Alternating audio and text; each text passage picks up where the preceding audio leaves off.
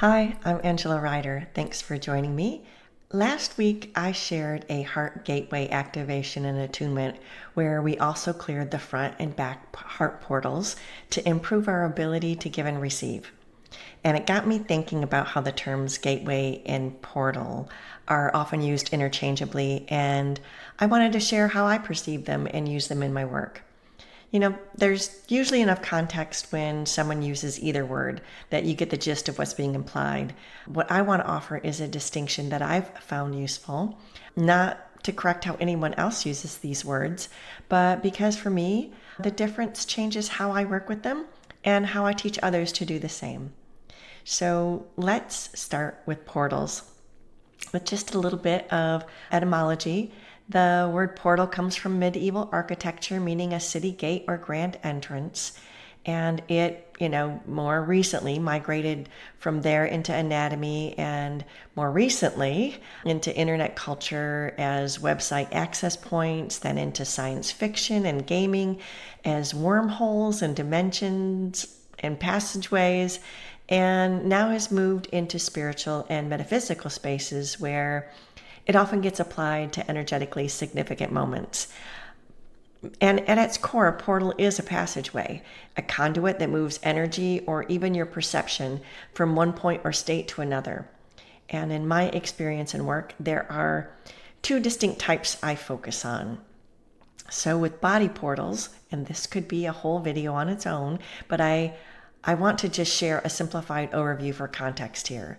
Your body has multitudes of energetic portals, often referred to as chakras.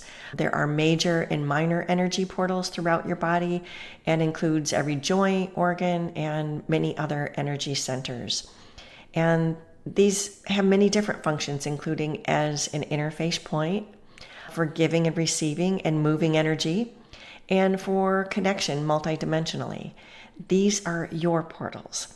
You have agency over them. You activate and can clear, attune, and program and calibrate them.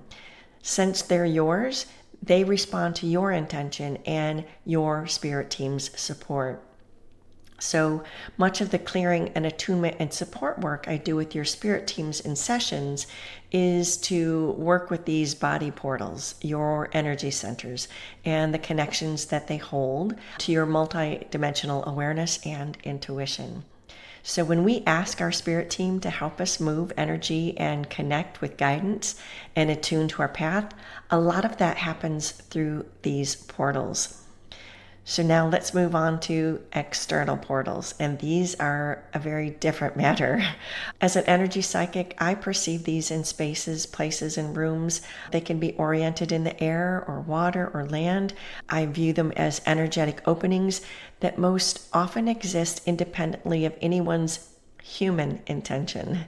They're passageways between fields or dimensions of energy, and they can be active in ways that aren't always comfortable or neutral. So there's one important note here. If you sense an external portal, I'd really encourage you not to engage with it directly using your own energy field, especially if it feels non-beneficial or the vibe is off. Doing so can create an open invitation for energies and entities to attach to you, your portals, your space in ways that are draining and disruptive.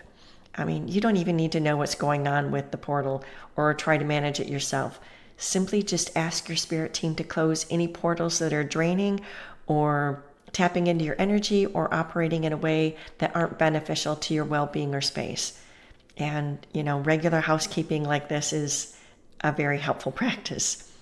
And if you're sensitive and you've ever walked into a room or place and felt something off that you couldn't explain, it's worth knowing these portals exist and that your spirit team can handle them. And that's also a bigger topic for another video. So let's move on to gateways. And I view a gateway a bit differently than a portal, and the difference comes with agency and choice. When I use the word gateway, I mean a threshold that comes with a built-in invitation. It's like a time and place where you're presented with an option and you choose to step through or take a peek and consider whether you want to even take that option. So Your choice to actively engage is part of what makes it a gateway, rather just an opening or a passageway. And when you work with your spirit team, you can ask for or invoke a gateway opportunity that you want to experience or move through. And gateways are invitational, but they also can be initiatory. Something is available to you through this threshold, and your engagement activates that passage.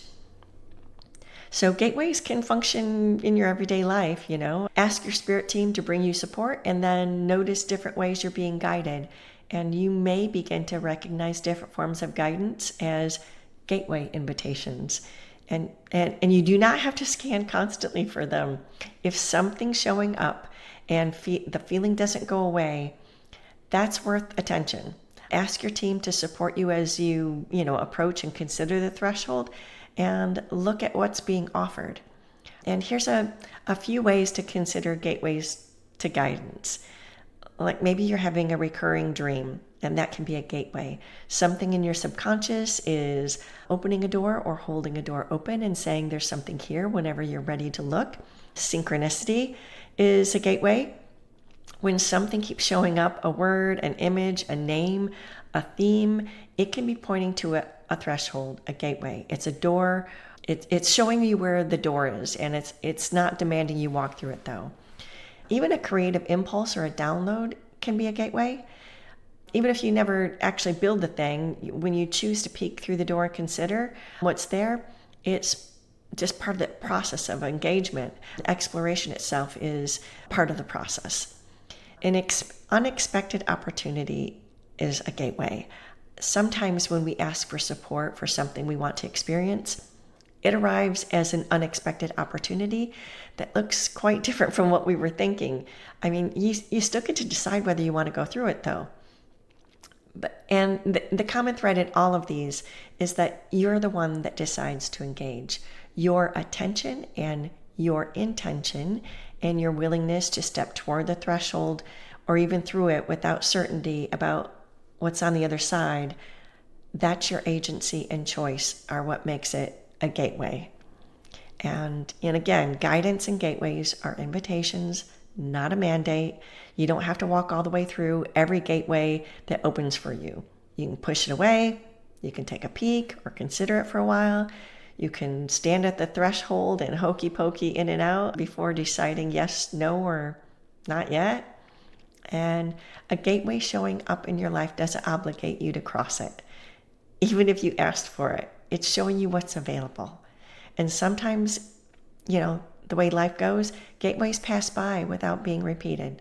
So you might want to take a look. And that's why I'd invite you to notice when a gateway has opened for you, there's something usually there. The door doesn't appear for nothing. Even if you're not ready to step through, it's worth pausing long enough to ask, what is this offering me, and what would it mean for me to even take a step towards it? Because one step through a gateway gives you a perspective you can't get from this side of the door. It will change what you see next. And so to wrap up or to sum up this brief overview of how I perceive and work with portals and gateways, portals are passageways in your body. They're your energy interface points, yours to work with, develop, and calibrate with your spirit team support. Portals in spaces and places can be active openings that exist independently of your intention and deserve your discernment. Ask your spirit team to take care of those. And gateways are invitations with built-in agency. Here's a threshold. Here's what's being offered. You get to choose whether or when to cross it. So I'd love to hear about what gateway you feel is being offered to you right now. And you can drop that in the comments. And if you'd like support discerning what's a real invitation versus just noise, or if you want help with the energies or energetics of a threshold or a portal that you're standing at or moving through, we can look at that in a session. The link is in the description, and I'll see you in the next video. Take care, and thanks for being here.